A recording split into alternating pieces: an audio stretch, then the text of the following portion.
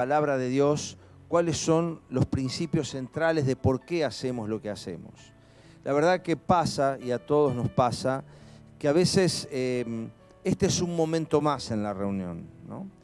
Y realmente creemos que no debiera ser así, porque el hecho de que lo hagamos una vez al mes, y ya vamos a ver que la frecuencia es algo que el Señor ha puesto a libre decisión de la iglesia, pero el hecho de que lo hagamos una vez al mes justamente busca que todos podamos desafiarnos a estar el día en que la iglesia celebra esta recordación.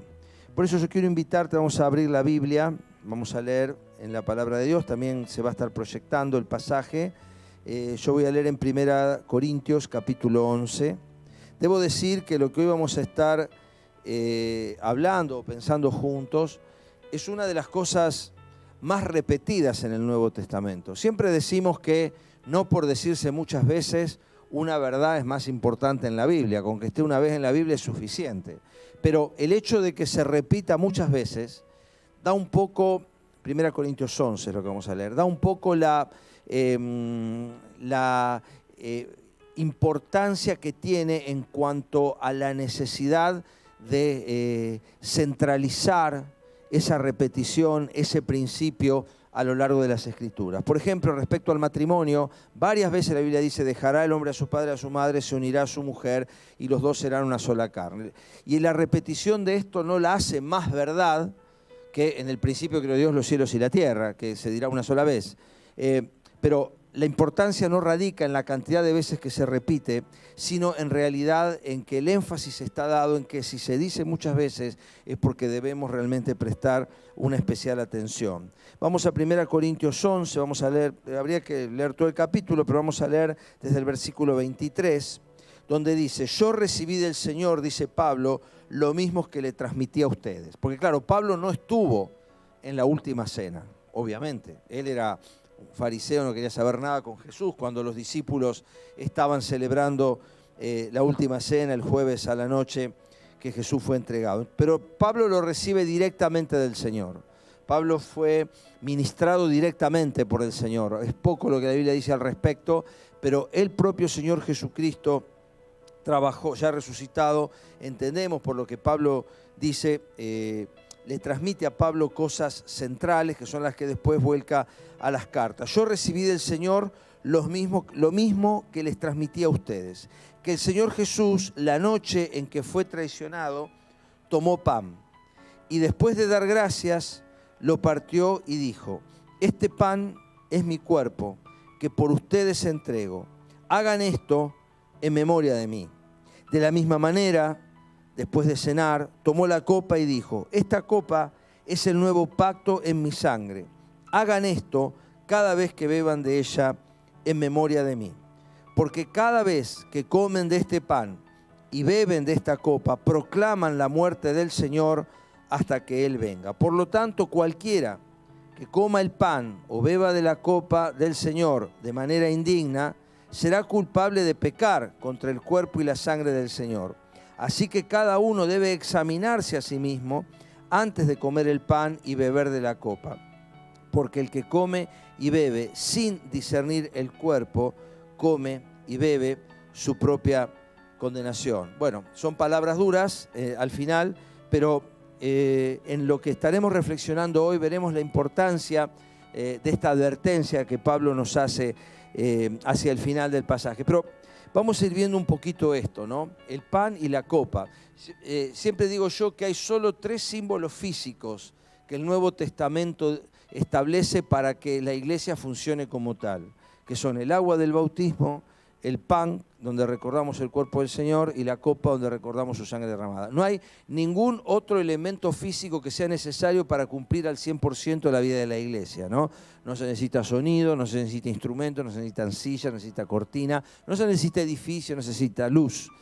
Son cosas muy buenas que nosotros hemos agregado para poder desarrollar a nuestro criterio, al menos, mejor el culto al Señor. Pero si nosotros queremos ser estrictos con la palabra de Dios, todo el ejercicio de la vida de la iglesia es un ejercicio netamente espiritual, ¿no? Todo lo que nosotros hacemos, toda la experiencia práctica de la vida de la iglesia es espiritual, es decir, no se traduce en objetos necesariamente, pero hay sí 3 objetos que si yo quiero cumplir acabadamente los mandatos del Señor para la iglesia, los tengo que tener: agua para el bautismo, pan para recordar el cuerpo del Señor y la copa o vino o zumo de uva para recordar su sangre derramada. Por eso el hecho de que sean tan pocos los elementos físicos que Dios nos pide para celebrar cuando nos reunimos, le da, creo, una importancia y un lustre especial a por qué los estamos haciendo, ¿no?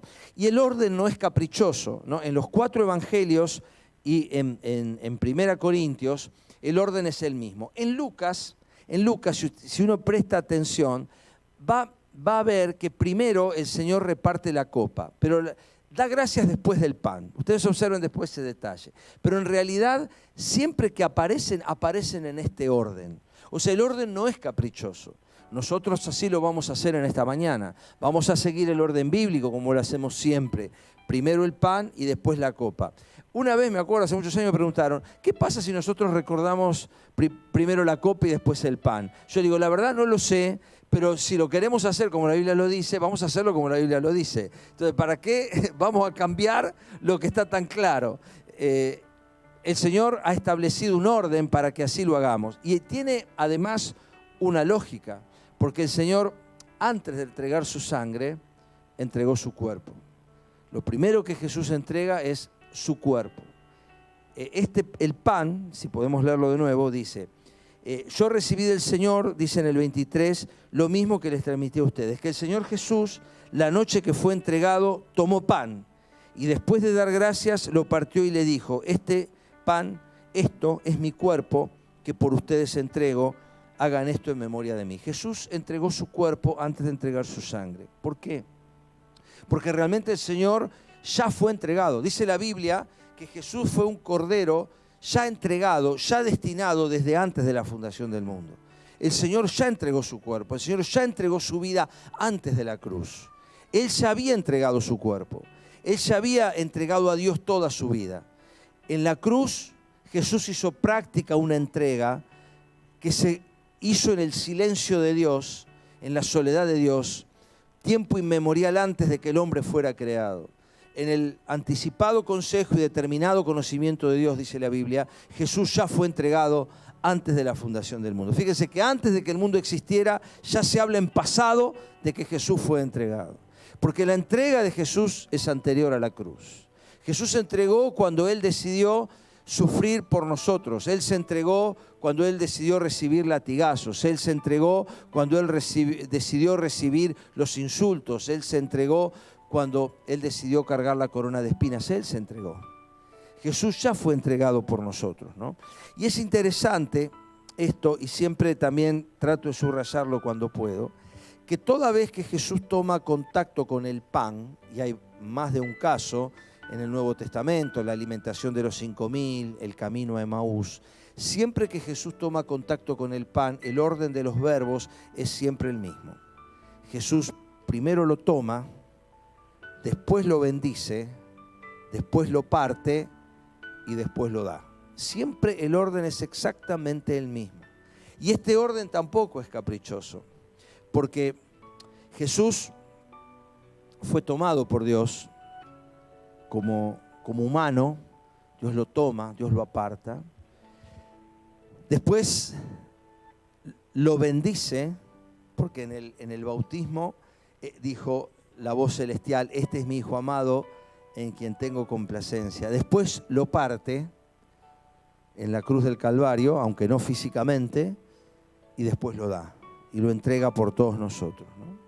Y es un principio también para nuestras vidas, porque si no permitís que Dios primero te tome para que Él te bendiga y no te quebrante, no vas a poder ser dado. Jesús lo dijo: si el grano de trigo no cae en la tierra y muere, queda solo.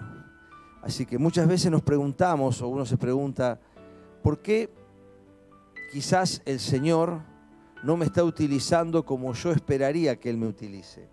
La pregunta es: ¿en qué punto de esta secuencia de verbos está tu vida o la mía? porque el Señor ya te tomó. Porque si estás aquí es porque has creído en Jesús. Y déjame decirte algo, porque acá dice que cada vez que comen de este pan y beben de esta copa, proclamamos la muerte del Señor hasta que Él venga. Así que si es la primera vez que viniste, o si nunca te enfrentaste a esta pregunta que hoy te estoy haciendo, es importante que te la hagas en esta mañana. ¿Cuál es mi relación con la obra de Jesús, con su muerte en la cruz del Calvario? ¿Es algo que he visto en las películas? ¿Es algo que me recuerdan en Pascua? ¿Es algo que me enseñaron cuando yo de chiquito iba a la escuela dominical? ¿Es algo que aprendí cuando hice catecismo? ¿Es algo que alguien me contó por vivir en una sociedad occidental que se supone conoce la historia de Jesús? ¿Cuál es tu relación con Jesús? Quizás nunca te enfrentaste al hecho de que hay una necesidad concreta de entregar tu vida a Cristo, de recibirle como Señor y Salvador, de creer que Él entregó su cuerpo y dio su sangre para que vos tengas vida eterna, para limpiar tus pecados.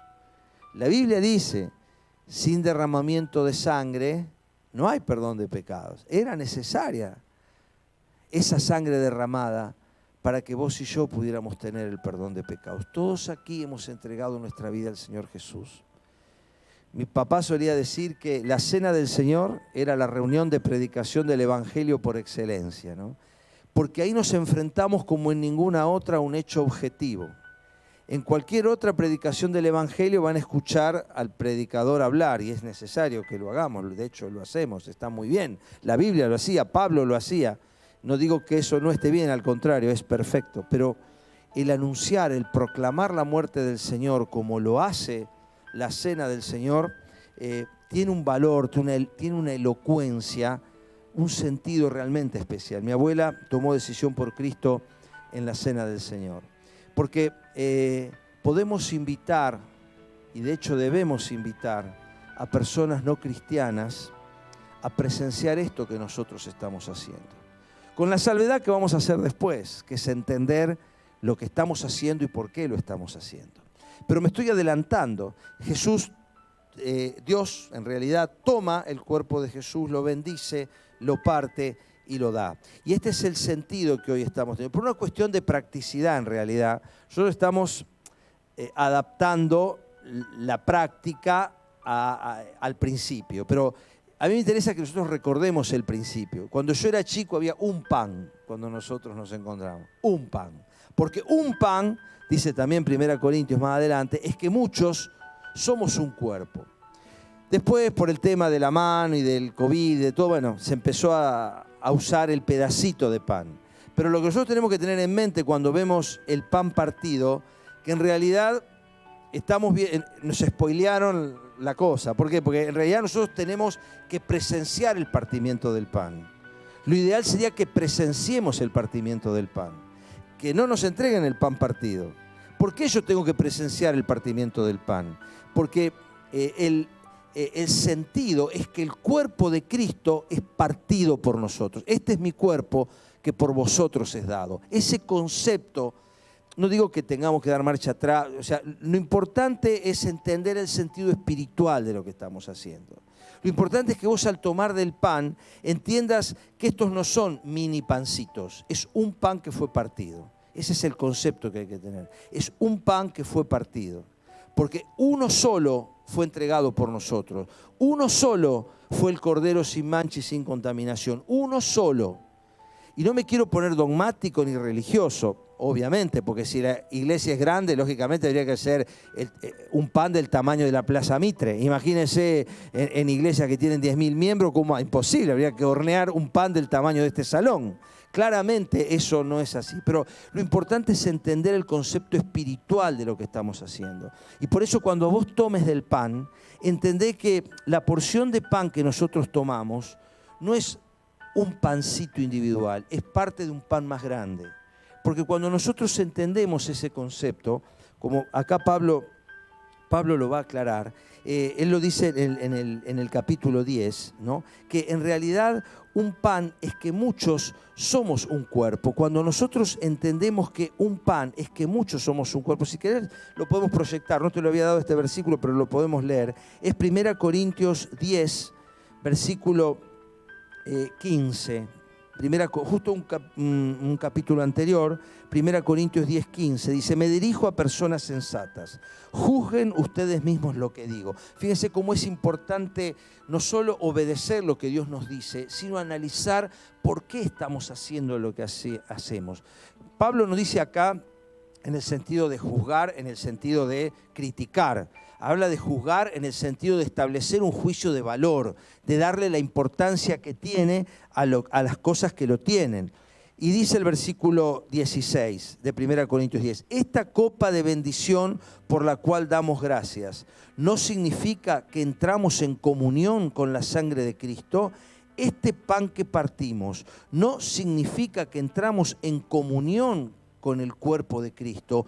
Hay un solo pan, observen esto, hay un solo pan del cual todos participamos. Por eso, aunque somos muchos, formamos un solo cuerpo. Este es un principio espiritual. Y este principio espiritual demuestra por qué la iglesia es comunidad. Demuestra por qué un cristiano que no se congrega es salvo, pero no está en comunión. Y pido perdón por ser estricto en esto. La comunión implica esto: muchos somos un cuerpo. El pan que partimos es la comunión. En realidad comunión es un apócope, es una palabra formada por otras dos que es común unión. Es la común unión en el cuerpo de Cristo, es la común unión en la sangre de Cristo. Así que cuando yo tomo este pan, Aide va a tomar otro pan, otro pedacito de pan. No significa que estamos en panes distintos, significa que es el mismo pan, pero nosotros estamos tomando 2 porciones de un mismo pan. Este concepto es importante, porque quiere decir que aunque yo hoy no la pude haber saludado a lo mejor a Gladys o a Alberto allá en el fondo, yo voy a tomar del pan, él va a tomar en la otra punta del salón de otra porción, pero nosotros integramos el mismo pan.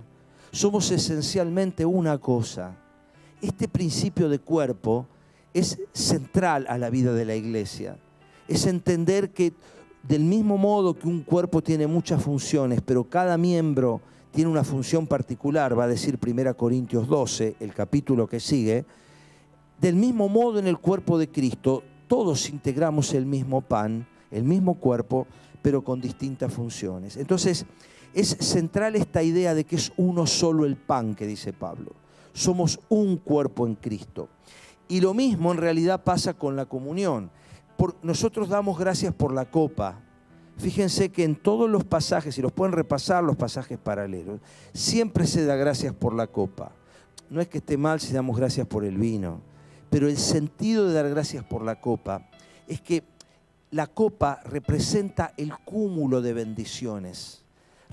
Esta copa es el nuevo pacto. La copa representa el nuevo pacto celebrado en la sangre. El vino, el zumo de uva que recordamos aquí, en realidad es el medio para el nuevo pacto, porque es el nuevo pacto en su sangre.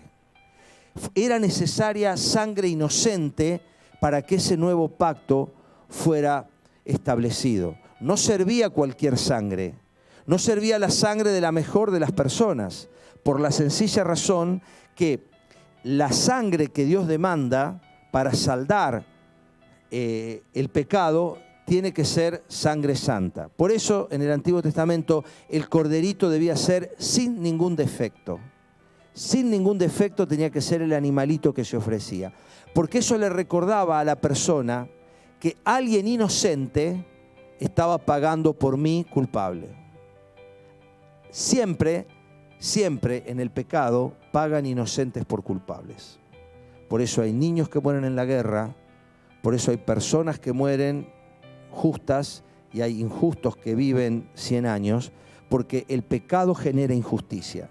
La injusticia en el mundo no la genera Dios, la injusticia en el mundo la genera el pecado. Siempre que hay pecado va a haber injusticia, siempre. Porque justamente el pecado es la ausencia de justicia. El pecado muchas veces en la Biblia se lo llama como iniquidad, que es inequidad. O sea, la ausencia de equidad, la ausencia de justicia. Entonces, es importante entender que siempre el pecado es injusto. Siempre el pecado va a generar injusticia. El pecado es la matriz que da a luz injusticia. Injusticias sociales, injusticias personales, injusticias familiares, injusticias educativas, injusticias económicas. El pecado genera injusticia. Por eso, hace 3000 años, Salomón, el estadista, escribió: la justicia engrandece a la nación. Una nación sin justicia es una nación que es imposible que prospere. Y mientras en nuestra nación no se le dé la honra a la justicia que tiene que tener, nunca Argentina va a salir de sus problemas sociales o económicos. Y me fui del tema, pero lo digo, en relación de que a veces no miramos a la luz de la palabra de Dios qué es importante y qué no. No hay posibilidad de justicia social mientras no se respete la justicia de Dios. Y por eso nosotros honramos la copa, que debiera ser una copa. En mi época, algunos se acordará, ponían 4 copas, ¿no? Pero claro, estaba el hermano que también iba con la servilleta, porque el rush iba marcando la copa, ¿no? Entonces estaba y limpiaban también. Pero no es ese el detalle importante. En realidad empezamos a usar las distintas copas por una cuestión de higiene, si se quiere, de salubridad. Pero vuelvo al concepto inicial. Nosotros debiéramos pensar que es una copa. Esta copa es el nuevo pacto. ¿Por qué? Porque de nuevo fue una sola la sangre derramada. Yo no soy salvo por muchos sacrificios, de muchas maneras, por muchos caminos, por muchas sangres. Yo soy salvo por una sola. La Biblia dice que fue destinado de una vez y para siempre, dice Hebreos. Por una sola ofrenda, dice Hebreos, hizo perfecto para siempre a los santificados. Por eso, si nunca recibiste al Señor Jesús en tu corazón, vuelvo a hacer esta apelación a tu vida. Así tengas 12, 15, 13, 70, 90 años. Nunca es tarde para heredar la vida eterna, nunca es tarde. Hasta el instante final de la vida es oportuno para entender esto, porque no es por obras. El primero que se salvó y que entró al cielo de Dios fue un ladrón que no podía hacer absolutamente más nada porque su mano había sido destrozada por el clavo. Aunque le sacaran el clavo, esa mano estaba totalmente destruida porque el clavo había perforado el paquete nervioso del túnel carpiano. No había posibilidad de que esa mano volviera a servir. Queda en posición de garra y no puede nunca más ser útil. Aunque le hubieran sacado el clavo a ese ladrón, nunca más podría haber hecho absolutamente nunca más nada. El primer hombre que entró, el primer ser humano que entró al cielo de Dios salvado por la sangre de Jesucristo fue alguien con una mano destrozada, donde no podía ya hacer absolutamente más nada por su propia salvación. Y esto es tremendo para nosotros, porque no es por obras, Efesios 2, 8 y 9, no es por obras para que nadie se gloríe. Por gracia, dice Pablo, somos salvos por medio de la fe. Por eso hoy es el día aceptable, dice Romanos. Hoy es el día de salvación. Si nunca recibiste en tu corazón a Cristo Jesús, entendé que fue necesaria sangre, y sangre santa, para que tu vida y la mía fueran salvos. Y esto debería darnos siempre, movilizarnos a la gratitud, porque alguien inocente, el justo, dice Pedro, por los injustos, para llevarnos a Dios. Murió el justo por nosotros los injustos, para llevarnos a Dios. ¿Has recibido al Señor Jesucristo en tu corazón? Yo te invito a cerrar tus ojos y quiero que si nunca lo has hecho antes, pueda ser este el momento en que lo puedas hacer. Y quizás con tus propias palabras, no las mías, sino las tuyas, que pueden ser verbales, pero también pueden ser en tu corazón. Pueda ser este el día en que digas: Señor, quizás nunca entendí de esta manera que Jesús tuvo que morir por mí. Hoy en esta mañana entiendo que Jesús entregó su cuerpo y derramó su sangre para que yo fuera perdonada, para que yo fuera perdonado. Y Señor, hoy entiendo el alto precio que hubo que pagar para que yo tenga una nueva vida. Y como si esto fuera poco, una eternidad con vos. Hoy me arrepiento de mis pecados. Es importante esto. Hoy me arrepiento de mis pecados. Hoy recibo el perdón. Hoy recibo el perdón que Cristo Jesús me da a través de su sangre. Lo recibo como Señor y Salvador de mi vida. Y te reconozco, Señor, como mi Padre Celestial. Te pido ahora, por medio de tu Espíritu, que me ayudes a crecer en este camino que hoy estoy eligiendo. En el nombre de Jesús. Amén. Con estas palabras u otras, si nunca lo hiciste, es importante que lo hagas. Porque la muerte del Señor estamos anunciando. Este pan es el nuevo pacto. Esta copa es el nuevo pacto. Ya caducan los pactos anteriores que pesaban sobre nuestras vidas. No importa tanto si es zumo de uva o si es vino. Utilizamos nosotros zumo de uva en razón de que a veces hay en nuestros medios personas que han tenido problemas con el alcoholismo. Entonces sabemos que tiene una prohibición absoluta de probar siquiera una gota de alcohol. Entonces, en atención a esas personas, utilizamos zumo de uva. Pero contrariamente a lo que algunos dicen, el vino de la cena era vino. No existía manera de preservar el zumo de uva sin conservantes. ¿Por qué? Porque naturalmente va a fermentar.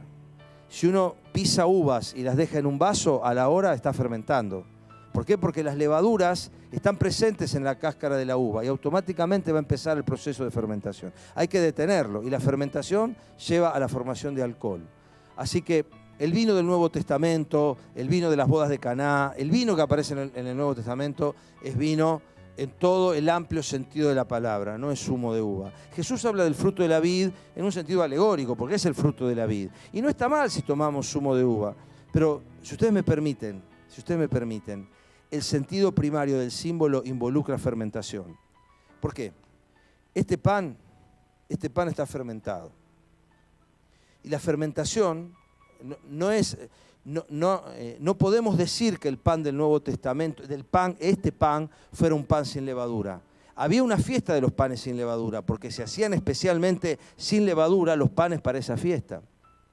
Pero a mí me parece sumamente poderoso entender que los dos símbolos, el pan y el vino, han experimentado un proceso de fermentación. ¿Y quién produce la fermentación, tanto en el pan como en el vino? La levadura. ¿Y de qué símbolo la levadura en el Nuevo Testamento? Del pecado. Entonces nosotros en el pan y en la copa estamos diciendo que Cristo Jesús se apropió de mi pecado. Se hizo cargo de mi pecado, de mi fermentación, del proceso que en mí me llevó a donde estoy. Y Jesús, que era sin pecado, que era un pan sin levadura, Él, el pan del cielo, se hizo pecado por nosotros. Así que qué bueno es que hoy podamos entender el hondo significado que tiene. Por eso Pablo les dice, juzguen ustedes, miren, comprendan. La iglesia a lo largo de los tiempos se apropió de estos símbolos. Tampoco tenemos que ser legalistas. Esto es lo importante entender. Yo una vez hablaba con un misionero que estaba en la selva ecuatoriana y él me decía, no hay trigo. No hay trigo en 500 kilómetros a la redonda. ¿Con qué celebran la cena del Señor? Con pan de mandioca. Zumo de uva. No hay. No hay uva. ¿Cómo hacemos? ¿Cómo vamos al medio de la selva africana que vamos a plantar? No hay vides ahí, no existen. ¿Cómo hacemos? Cualquier cosa que fermente. Obviamente no es el plan A, pero tenemos que entender el sentido y el espíritu con que eso se hace. Si podemos, lo hacemos con pan. Si podemos, lo hacemos con vino. Si por alguna razón entendemos que el vino no, será zumo de uva. Y si no hay, tenemos que buscar algo donde lo que esté presente sea el sentido que está detrás del símbolo. Por eso yo creo que es muy importante que nosotros podamos comprender la importancia que esto tiene, cómo es un evento central a la vida de la iglesia. Miren, por ejemplo, en 1 Corintios 11, en 1 Corintios 11:26, miren lo que dice ahí, ¿no? Y lo leímos recién. Dice, porque toda vez, dice otra traducción, que coman este pan y beban de esta copa, proclaman la muerte del Señor. Toda vez. No hay en realidad una frecuencia determinada. Nosotros no podemos decir en la Biblia, hay una usanza apostólica, si quieren podemos proyectar Hechos 27, hay otros lugares en el Nuevo Testamento donde nos da a entender que esta era la costumbre apostólica, la costumbre neotestamentaria. El primer día de la semana nos reunimos para partir el pan. Pablo está despidiéndose de la iglesia y como tenía que partir al día siguiente hacia Troas, estuvo hablando ahí y es donde se cae Eutico porque hablaba largo, más largo de lo que yo voy a hablar el día de hoy. Así que quédense tranquilos que hubo mensajes más largos que este en una reunión de la Cena del Señor. Pero dice, el primer día de la semana nos reunimos para partir el pan, el primer día de la semana, que era un día hábil en esa época, ¿no? Era el lunes nuestro, era un día hábil, es feriado desde hace no tanto el domingo. El primer día de la semana, domingo, era el primer día hábil de la semana. Entonces los discípulos se reunían después de trabajar a tomar y lo hacían en el marco de una comida. Por eso, si ustedes leen todo lo que era 1 Corintios, los corintios estaban confundidos, los corintios mezclaban todo y lo interpretaban como que era comer, y comían y bebían, y Pablo les dice ahí, se están equivocando. Les digo, llenarme la panza o emborracharse no es comer la cena del Señor. Y ahí viene toda la aplicación y la explicación que Pablo da en donde nosotros leímos. ¿Por qué? Porque los corintios venían de las culturas estas idolátricas, donde las festicholas era borrachera y glotonería. Estas eran las fiestas paganas, era borrachera y glotonería. Entonces se les mezclaban tanto a los corintios que venían de ese trasfondo tan pagano. Y Pablo les dice, no, el que quiere comer, que coma primero. Una cosa es la comida de ustedes y otro lo que es la comunión en la cena del Señor. Son dos cosas distintas, le dice Pablo. Porque si no es de espíritu. Y por ese problema que había en Corinto es que Pablo va a dar esta explicación. Pero la costumbre apostólica era el primer día de la semana. Y muchas iglesias tienen por costumbre el día domingo celebrar la cena del Señor. Cada primer día de la semana a la costumbre apostólica. Si lo hacemos, está perfecto. Nosotros hemos adoptado el principio bíblico también. Hay iglesias que lo hacen una vez al año. Pero entre las muchas falacias que hay en torno a la cena del Señor es transformarla en una cosa tan litúrgica que lo aleja del sentido primario. El sentido primario del Nuevo Testamento era que toda vez que los cristianos se encontraban, podían reunirse a tomar el pan y la copa. Miren lo que dice Hechos 2, 46 y 47. Miren lo que dice Hechos 2, 46 y 47, al principio de la vida de la iglesia. Dice Hechos 2, 46. No dejaban de reunirse en el templo, que era el templo judío, no el templo cristiano, era el templo judío de Jerusalén. No dejaban de reunirse en el templo ni un solo día. ¿Por qué? Porque no existían los edificios. Los edificios, lo que hoy llamamos los edificios de las iglesias. La iglesia era judía en ese momento, al principio de la vida de la iglesia. ¿Y dónde se encontraban? En el lugar donde se encontró toda la vida. Porque ellos no dejaban de reconocerse judíos. Los judíos del primer tiempo seguían identificando que el templo era de ellos, era su templo. Porque ellos no tenían esta separación que tenemos nosotros cristianos judíos. No. Ellos eran los judíos que habían entendido que la promesa del Mesías ya había venido. Entonces su lugar seguía siendo ese. Ellos no dejaron de... Es como Lutero. A Lutero no le dijeron, vos a partir de ahora sos protestante. No le dijeron eso a Lutero. Lutero siempre fue católico. Él colgó las 95 tesis y siguió siendo católico, como monje agustino que era. Y él seguía haciéndolo.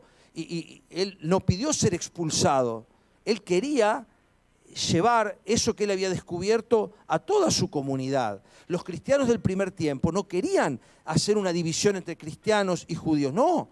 Ellos querían que todo el pueblo de Israel entendiera que la promesa del Mesías ya había venido.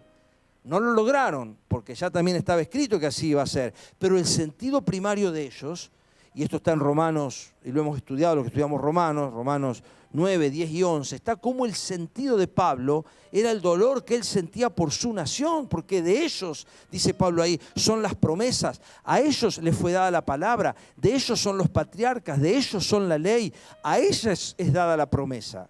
Pablo dice, ellos son los primeros destinatarios del Evangelio, pero como ellos se endurecieron, lógicamente ahora se ha abierto el camino a los gentiles. Pero a lo que quería llegar es esto: no dejaban de reunirse en el templo ni un solo día.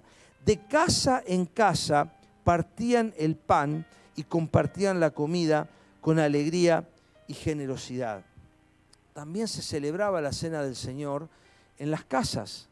De hecho, no existía el concepto de liturgia grande en un lugar como con el tiempo se fue haciendo. O sea, la cena del Señor se transformó en algo tan grande o digamos tan litúrgico que corrió el riesgo de perder el sentido primario que tenía, que era que cuando la iglesia se encontraba en su sencillez, con elementos comunes que en cualquier casa había, no comida y bebida por sí, sino apartando el momento, los cristianos que se encontraban juntos decían, vamos a recordar lo que el Señor hizo por nosotros. Entonces tomaban el pan, lo partían y daban gracias, tomaban la copa, daban gracias y bebían de ella todos. Así era la experiencia cristiana en grupos pequeños en el primer tiempo también.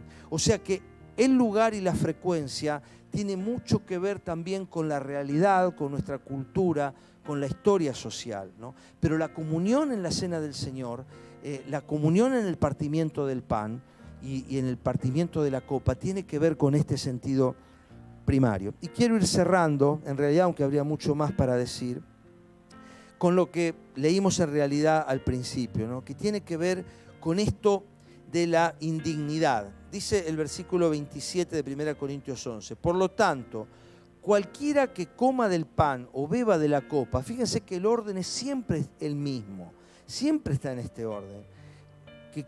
Y dice beba de la copa. El vino, de nuevo, es el principal continente del nuevo pacto. Es la causa por la cual el nuevo pacto fue establecido. Pero las gracias las damos por la copa. No está mal si alguien da gracias por el vino. De nuevo, no tenemos que salir a la persecución religiosa, pero sí tenemos que entender el sentido de lo que estamos haciendo. Dice, así que cada uno, dice el 24, debe examinarse a sí mismo antes de comer el pan y beber de la copa, porque el que come y bebe sin discernir el cuerpo, come y bebe su propia condenación. Y esto se lo dice a los corintios porque ellos creían que era una comida más. Entonces Pablo le dice, ustedes están afrentando el sentido del símbolo. Por más que sea pan, y no deja de ser pan, porque digamos las iglesias reformadas, creemos que el pan sigue siendo pan, o sea, no sostenemos la doctrina de la transubstanciación, es decir, que el cuerpo, el pan se transforma en el cuerpo de Cristo. No creemos eso, porque en realidad Jesús dijo, esto es mi cuerpo. Hay un artículo neutro ahí, hay un sentido simbólico de que nosotros no estamos comiéndonos el cuerpo de Cristo, estamos comiendo pan, es un símbolo. Pero en la Biblia los símbolos tienen un peso muy importante. Por más que sea un símbolo, yo no le resto importancia al momento simbólico en el cual lo estoy haciendo. Esta bandeja se fue para atrás y comamos todo porque sigue siendo pan. Pero en el momento en que nosotros decidimos que estamos recordando aquí el cuerpo de Cristo, aunque sigue siendo pan, esto adquiere un sentido profundamente especial y trascendente. Y así también pasa con la copa. Adquiere un sentido profundamente especial y trascendente. Aunque, insisto, intrínsecamente el pan sigue siendo lo que es y el vino sigue siendo lo que es, pero adquiere un sentido simbólico especial. Esto también pasa en la práctica humana, ¿no? Si yo tengo una sábana blanca, puedo hacer lo que quiera. Otra vez he puesto este ejemplo. Pero yo, si a esa sábana blanca elijo hacerle una franja celeste arriba y una franja celeste abajo, la transformo en otra cosa y ya no puedo quemar ese paño. ¿Por qué? Porque el símbolo que está detrás hace que yo no deba quemar la bandera argentina. Entonces yo no puedo, porque sigue siendo la misma sábana con la que me tapé hace una hora, pero yo le di un sentido especial al transformarla en el emblema patrio. Del mismo modo, lo que le da sentido, profundidad, trascendencia y seriedad es el sentido que yo le doy al pan. Por eso es muy bueno esto que dice acá Pablo, de examinarnos. ¿Y qué hace que yo coma indignamente del pan? Hace que yo, primero y principal, no esté entendiendo, no estoy discerniendo el cuerpo de Cristo. Que como pan como me puedo comer una galleta o una tostada. No, estoy haciendo parte de mi vida el sentido profundo que esto tiene. Y si yo no hago eso, estoy pecando. Yo debo entender, dice acá Pablo, estoy pecando. Pecado que tiene perdón, claramente, porque le pido perdón al Señor, pero tengo que entender. Y por eso a veces pasa, y debemos respetar esto, que uno puede no haber venido bien ese día. Y decir, no, yo siento que he ofendido al Señor. Pero el juicio es de cada uno. Nosotros hemos entendido, y en esto respetamos otras posturas, que yo no tengo, desde la pastoral de la iglesia, la autoridad delegada para decirte vos podés tomar y vos no podés tomar.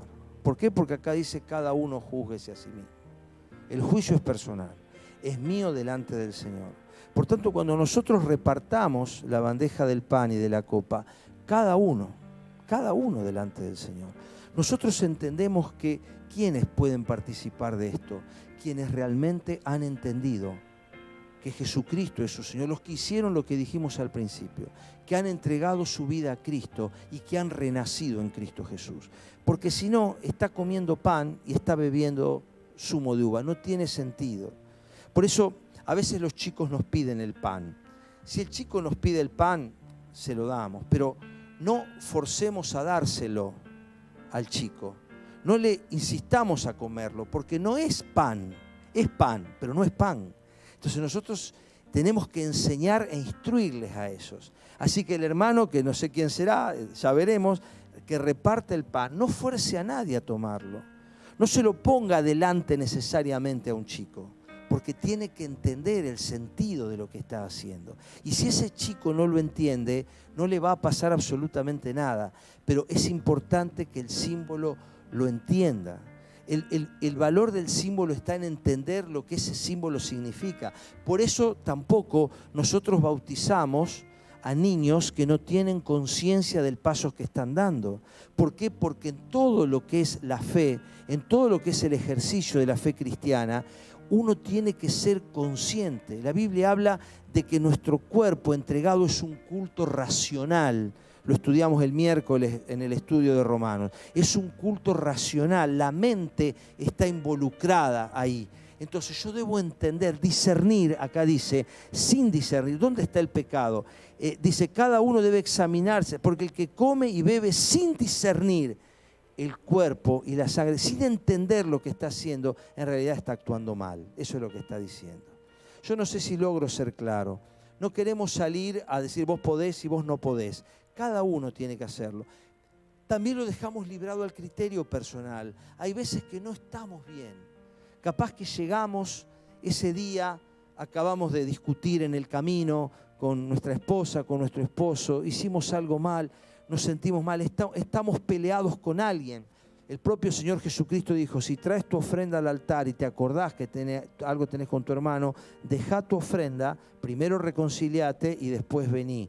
Hay cosas que pueden ser prioritarias. Yo capaz que estoy mal, discutí con alguien esta mañana o anoche y me siento que es incongruente que yo esté recordando la comunión cuando hay un hermano con el que no me hablo. ¿Qué sentido de comunión tiene eso? Entonces, es importante sanear primero la relación y después tomar del pan. Entonces, acto seguido que lo vamos a hacer, yo espero realmente no haber oscurecido más de lo que aclaro, pero creemos necesario. El otro día hemos hablado con algunos, con los pastores, con el pastor Juan, con Gabriel, la importancia de recordar estos principios. Pero lo más importante es discernir que en estos símbolos estoy recordando la obra más tremenda en la historia de la humanidad. Que este es el punto donde todos nosotros, como cuerpo, en un acto de comunión, de común unión, nos ponemos de acuerdo en este momento y reconocemos que el pan que vamos a tomar es el cuerpo de Cristo entregado por nosotros. Que todos, aun siendo muchos, somos parte de un mismo cuerpo. Y del mismo modo que acá no hay dos porciones exactamente iguales de pan, tampoco hay dos hermanos exactamente iguales. Y que en la diversidad está la unidad, o la unidad está en la diversidad. Y que al tomar de la copa podamos reconocer que un alto precio fue pagado para que vos y yo tengamos salvación. Entonces, darle realmente gracias a Dios, porque todos participamos de una única copa. Muchas copas, pero nos esperamos al final para tomar del pan y nos esperamos al final para tomar de la copa como una ayuda a memoria de que en realidad es como si todos estuviéramos comiendo un solo pan y todos estuviéramos bebiendo una sola copa. Así que yo quiero animarte, vamos a cerrar los ojos ahora y vamos a orar y vamos a dar gracias. Yo quiero invitarte a que lo hagas allí primero en soledad. A veces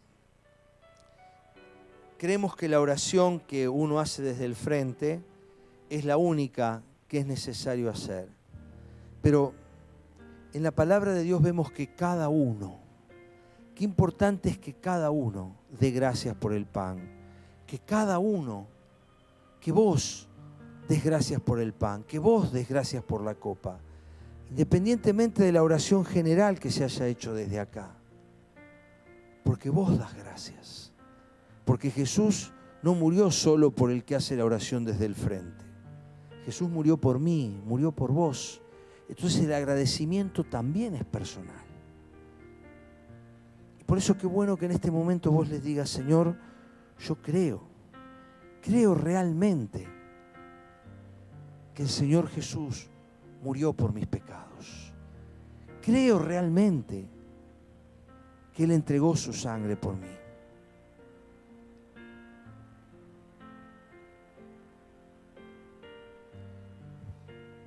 Y qué bueno sería que, siguiendo el consejo del apóstol Pablo, nos pongamos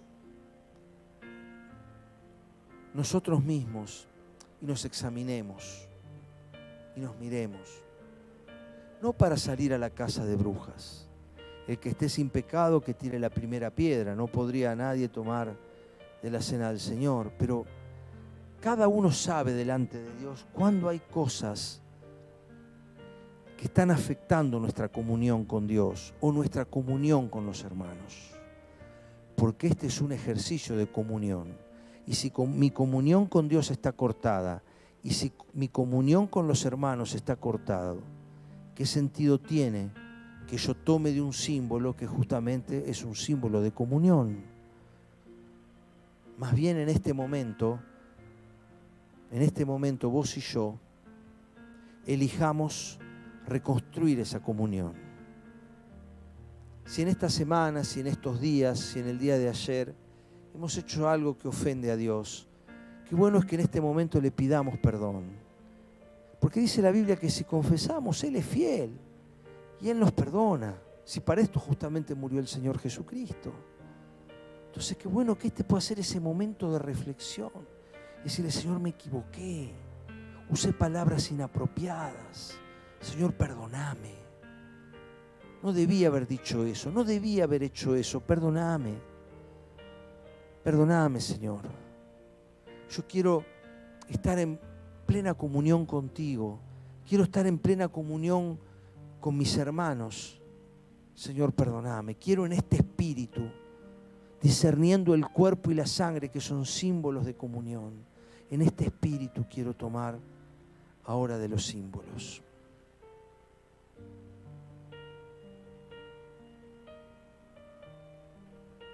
Y mientras estamos en este espíritu de oración, quiero invitar a Fabricio y a Alberto Gaitán, que están hacia el fondo, quiero pedirte, Fabricio, que des gracias por el pan, y después vamos a recibir cada uno y vamos a tomar nuestra porción de pan y nos vamos a esperar para todos juntos compartirla sobre el final. Señor, Dios y Padre Santo, gracias, Señor, por el sacrificio de tu Hijo en favor nuestro. Gracias por la posibilidad que tenemos de recordarlo. Sabemos que nuestra memoria falla en recordar las cosas buenas, y esto, si bien fue un trago amargo para tu Hijo, es algo bueno para nosotros, Señor. Que nos recuerde este pan, que moriste por cada uno de nosotros, especialmente y en particular por cada uno. Gracias, Señor, por el pan. En el nombre de Jesús. Amén. Amén. Y mientras vamos recibiendo el pan, quiero invitar al equipo de alabanza que se pueda acercar. Me gustaría que suavemente cantemos el estribillo de la última canción, que nos habla de que Dios dio a su Hijo, ¿no? Porque esto nos va a recordar también en esta canción lo que decíamos antes. Quizás es imposible aclarar o ver todas las aristas y todos los matices en un mensaje, pero sepan que estamos a disposición para poder aclarar, y que en esto es importante no ser dogmáticos, ¿no? Sino entendidos, como dice la Biblia, de cuál es la voluntad del Señor. Así que si esto sirvió para que nos inquiete y busquemos más y le demos el peso que esto tiene, ¿no? Este es un momento central, y debería ser prioridad de cada cristiano que el día que se celebra la comunión podamos estar en este lugar, salvo razones de fuerza mayor, y que difundamos esto, no porque los demás domingos no sean importantes, toda vez que nos encontramos en torno al Señor es importante, pero el día que celebramos esto tiene ese lustre especial de que hacemos memoria de Él de la manera que Él lo pidió. Siempre que hacemos memoria está bien, pero cuando lo hacemos de la manera que Él lo pidió, es mejor aún. Ahí están llegando los chicos, así que una vez que todos nos hayamos reunido con nuestra porción de pan, recordamos, uno solo el pan, un solo cuerpo, y todos nosotros partes unidas en comunión con ese mismo pan. Tomamos de él.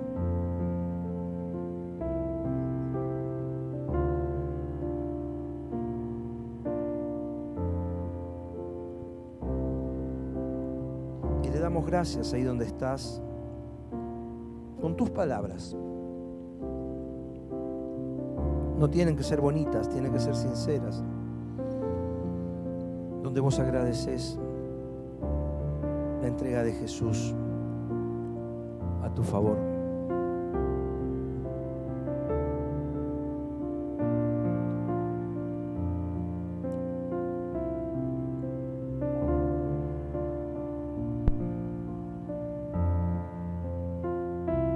Gracias, Señor.